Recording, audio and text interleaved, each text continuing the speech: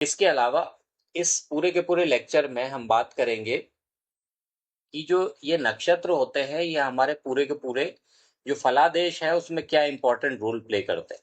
तो यहाँ पे मैं आपको बता दूं कि नक्षत्र जो है वो बहुत ही ज़्यादा इंपॉर्टेंट रोल प्ले करते हैं।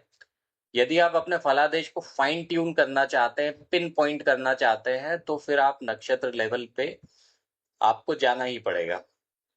अब जब आप नक्षत्र लेवल पे जाएंगे तो वहां पे आपको नक्षत्र लेवल पे उनकी शुभता और अशुभता को चेक करना पड़ेगा, और उस समय पे आपको लॉर्डशिप भी काम आएगी और साथ ही साथ उनके गुण धर्म भी काम आएंगे, जिनको कि आप नक्षत्र के नेचर बोल सकते हैं।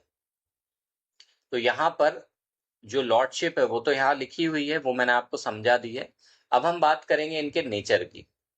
बेसिकली जब आप एक कुंडली देखते हैं तो प्राइमरीली आपको ये पता चल जाता है कि आपको किसी पर्टिकुलर इवेंट का एक इंडिकेशन मिल रहा है। जैसे फॉर एग्जांपल मान लीजिए कि जो सप्तम भाव है उस सप्तम भाव में शनि बैठे हैं।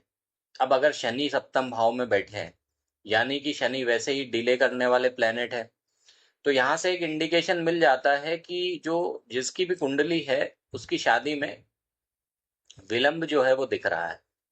अब ये विलंब क्या बहुत ज्यादा सीवियर है या छोटा मोटा विलंब है जो कि कुछ दिनों के बाद में टल जाएगा। तो इस प्रिडिक्शन की इंटेंसिटी को पता लगाने के लिए हम लोग नक्षत्र लेवल पे जाते हैं।